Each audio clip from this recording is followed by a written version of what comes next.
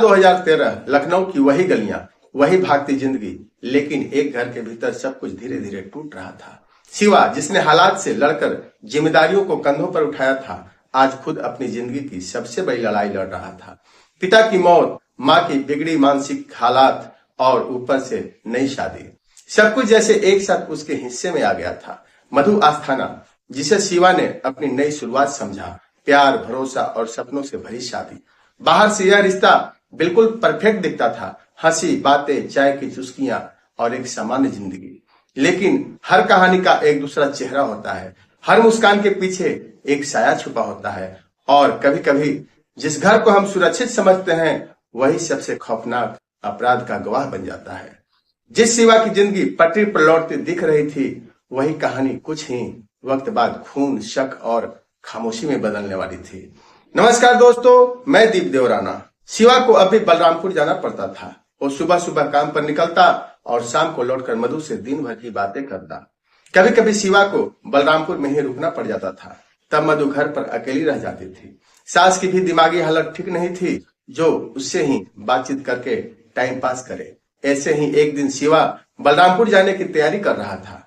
मधु उसे चुपचाप देखती रही, फिर धीरे से बोली, तुम हर बार मुझे छोड़कर चले जाते हो। शिवा ने अपना बैग ठीक करते हुए पूछा, क्यों, क्या हुआ? मधु उदास होकर बोली, घर में अकेले रहना अच्छा नहीं लगता, सब सुना सुना लगता है। शिवा उसके पास गया, प्यार से उसके चेहरा अपने हाथों में लेकर बोला, लेकिन काम भी तो जरूरी है ना, नहीं जाऊंगा तो घर कैसे चलेगा? मधु कुछ नहीं बोली, बस चुपचाप नजरें फेर ली। लेकिन ये शिकायत धीरे धीरे मन की गांठ बनती चली गई। वक्त के साथ शिकायत बढ़ने लगी, बातों की कमी झगड़ों का कारण बनने लगी। इसी बीच मधु 2 बार मां बनने वाली थी। उम्मीद जागी, लेकिन घर आई खुशियां चौखट से ही लौट गई। 2 बार डिलीवरी के वक्त बच्चे की मौत हो गई। मां बनने की सपना टूटा तो मधु के भीतर का दर्द और गहरा होता चला गया। शिवा की मौसी का घर भी पास ही था। उन्होंने एक लड़का गोद लिया था, नाम था नीरज। एक दिन नीरज अचानक शिवा के घर पहुंचा। शिवा कमरे में मधु के साथ बैठा बातें कर रहा था। शिवा ने नीरज को देखा तो खुश होकर बोला, अरे नीरज, बहुत दिन बाद दिखाई दिए, इधर भी चक्कर लगाया करो यार, और क्या हालचाल है? नीरज मुस्कुराते हुए कमरे के अंदर आ गया, बोला, हाँ दादा, सब बढ़िया है। दोनों बातचीत करते रहे। मधु चाय बनाने चली गई। वो चाय बनाकर लाई तो शिवा ने मधु की तरफ देखकर कहा, मधु, नीरज सिर्फ मेरा भाई नहीं, दोस्त भी है। मधु ने मुस्कुराकर चाय का कप नीरज को पकड़ाया। चाय की चुस्की लेते हुए नीरज बोला, वाह भाभी, चाय तो बहुत बढ़िया बनाई है आपने। मधु शिकायती लहजे में बोली, चलो किसी को तो अच्छी लगी, आपके भैया तो कभी तारीफ ही नहीं करते। नीरज शिवा को छेड़ते हुए बोला, इतनी अच्छी पत्नी मिली है दादा आपको, तारीफ तो बनती है। कुछ देर हंसी मजाक के बाद नीरज चला गया। 2 दिन बाद नीरज फिर शिवा के घर आया। इस बार शिवा घर पर नहीं था। कमरे का दरवाजा खोला तो सामने मधु थी, अकेली। नीरज कुर्सी पर बैठते हुए बोला, दादा तो बाहर ही गए होंगे, अकेले रहना कितना खलता होगा आपको, मौसी का भी होना न होना बराबर ही है। मधु ने बिना कुछ कहे बस सिर हिला दिया। दोनों बैठ गए। बातें लंबी होती चली गई। घर, मोहल्ला, शिवा और अकेलापन। थोड़ी देर बाद नीरज बोला, भाभी, ये मेरा नंबर रख लीजिए, कभी कुछ जरूरत पड़े तो बता दीजिएगा, या किसी से बातचीत करने का मन करे तो कॉल कर लीजिएगा। मधु को नीरज की बातों से लगा, चलो कोई तो है जो उसे सुनता है। उसी रात मधु के नंबर पर एक कॉल आई। उधर से आवाज आई, भाभी, मैं नीरज बोल रहा हूँ। मधु, हाँ बताइए। नीरज, ये मेरा नंबर है, सोचा याद दिला दूं, पता नहीं आपने नंबर सेव किया होगा या नहीं। मधु हंसते हुए बोली, मैं सेव कर लेती हूँ। फोन कट गया। अब नीरज का शिवा के घर आना जाना बढ़ने लगा। मधु को भी नीरज की बातें अच्छी लगने लगी। वो भी अब उसके आने का इंतजार करने लगी थी। इधर कुछ दिन बीत गए, लेकिन नीरज नहीं आया। एक दिन मधु ने नीरज को फोन किया, हेलो नीरज, बहुत दिन हो गए, इधर आए नहीं। नीरज, कुछ काम में फंस गया था। मधु थोड़ा झिझकते हुए बोली, आज घर आ जाओ, अच्छा नहीं लग रहा। थोड़ी देर बाद नीरज आ गया। मधु चाय लेकर आई और चूहल करते हुए बोली, इतने दिन कहाँ गायब हो गए थे नीरज बाबू? नीरज चुप रहा। मधु ने फिर कहा, क्या हुआ? नीरज ने अचानक मधु का हाथ थाम लिया और धीमी आवाज में बोला, नहीं, बस आप मुझे अच्छी लगने लगी हैं। मधु ने हाथ छुड़ा लिया, फिर घबराते हुए बोली, मतलब? नीरज, मुझे आप अच्छी लगने लगी हैं, या शायद आपसे प्यार हो गया है। कुछ देर के लिए कमरे में सन्नाटा छा गया। दोनों चुप थे। थोड़ी देर बाद नीरज उठा और चला गया। उसके जाने के बाद मधु सोच में डूब गई। उसे भी तो नीरज का आना, उसकी बातें अच्छी लगने लगी थी। तभी मधु का फोन बजा और उसका ध्यान बटा। शिवा का फोन था। मधु, आज मैं घर नहीं आ पाऊंगा, तुम अपना और मम्मी का ध्यान रखना। शिवा की बातें सुनकर मधु को न गुस्सा आया और न ही उसने कोई शिकायत की। कुछ देर बाद उसने हिम्मत करके नीरज को फोन किया। नीरज घर आया। मधु अलमारी से कुछ निकाल रही थी। इससे पहले कि वो कुछ कह पाती, नीरज ने उसे पीछे से अपनी बाहों में जकड़ लिया। उसी पल वक्त जैसे रुक गया। मधु सब कुछ भूल गई, डर, सही गलत दुनिया। कमरे की लाइट बुझ गई और कहानी ने एक ऐसा मोड़ लिया जहां से वापसी आसान नहीं थी। इधर शिवा इन सब बातों से अनजान और बेखबर था। वो जब भी बाहर जाता, मधु नीरज को फोन करके बुला लेती और फिर आया वो दिन, 16 अक्टूबर 2016। करवा चौथ से 3 दिन पहले शिवा घर लौटा। मेन गेट खोलते ही उसने मधु को आवाज लगाई। कोई जवाब नहीं आया। शिवा ने बरामदे में जूते उतारे, बैग रखे और अंदर की तरफ बढ़ा। तभी उसके बेडरूम से हल्की खुसुर फुसुर की आवाज आई। शिवा कुछ देर रुक गया। उसने धीरे से दरवाजा खोलकर देखा और कुछ ही पल में उसकी दुनिया थम गई। मधु और नीरज एक साथ थे उसके बेडरूम में। कुछ देर शिवा वहीं खड़ा रहा, फिर उसने झट से कमरे का दरवाजा खोल दिया।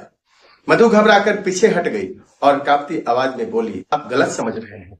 शिवा ने गुस्से में मधु के मुंह पर 2-3 तमाचे जड़ दिए, फिर बोला, गलत अपनी आंखों से देख रहा हूं मैं। मेरी पीठ पीछे तुम लोग ये सब क्या कर रहे हो। फिर नीरज की तरफ गुस्से में देखते हुए बोला, तू मेरे ही घर में मेरी बीवी के साथ ये सब कर रहा था, आज मैं तुम्हें नहीं छोड़ूंगा। इतना कहकर शिवा ने नीरज की तरफ हाथ उठाया ही था कि नीरज ने शिवा को जोर से धक्का दे दिया।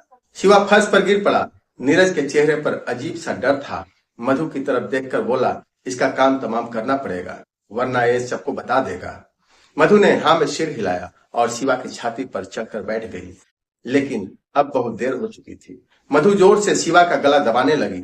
नीरज ने शिवा के पैर पकड़ लिए। कुछ ही पलों में शिवा की आवाज घुटने लगी। टूटती आवाज में मधु का नाम लेने की कोशिश कर रहा था और फिर सन्नाटा। शिवा की लाश फर्श पर पड़ी थी। आवाज के नाम पर सिर्फ घड़ी की टिक टिक सुइयां ही सुनाई दे रही थी। कुछ देर बाद मधु बुदबुदाई, मैंने ये क्या कर दिया, अब क्या करेंगे। मधु को अब अपने किए पर पछतावा हो रहा था। वो बौखला सी गई थी। नीरज ने उसे संभाला और बोला, लाश को ठिकाने लगाना होगा, अगर ऐसा नहीं किया तो जेल में सड़ना होगा। कमरे का माहौल भारी था। शिवा की लाश फर्श पर पड़ी थी। इन सब बातों से अनजान शिवा की माँ दूसरे कमरे में सो रही थी। दिमाग शांत करने के लिए मधु और नीरज घर से बाहर चले गए। करीब 5 घंटे बाद दोनों घर लौटे और लाश को ठिकाने लगाने का सोचने लगे। तभी नीरज ने कहा, इसे सेप्टिक टैंक में डाल देते हैं, किसी को पता नहीं चलेगा।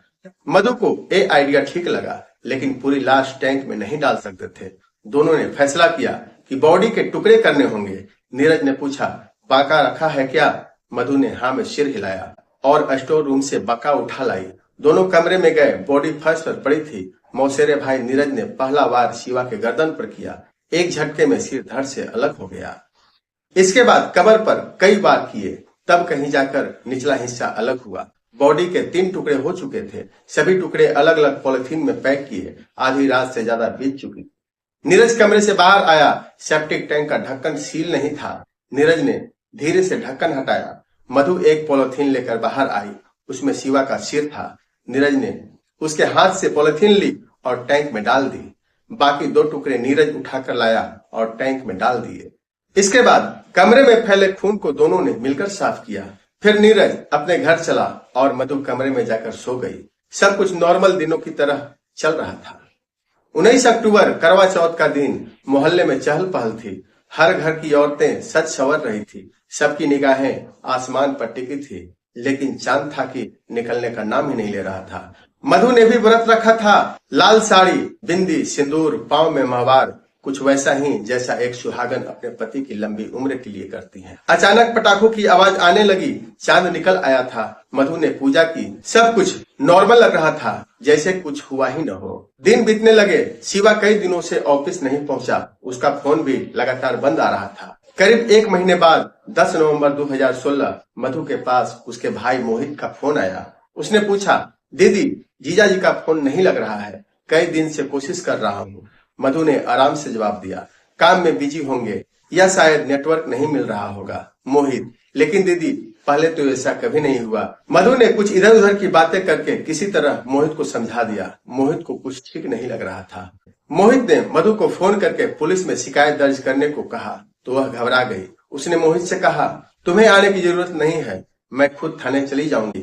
उसके बाद भी मधु 2 दिन तक थाने नहीं गई। जब उसे लगा कि बिना कंप्लेंट किए बात नहीं बनेगी, तब 12 नवंबर को मंडियाव थाने पहुंची। वहां बताया कि उसका पति शिवा सक्सेना कई दिनों से लापता है। दरोगा ने लिखित शिकायत देने का कहा जिससे एफआईआर दर्ज हो सके। मधु ने लिखित शिकायत नहीं दी और घर लौट आई।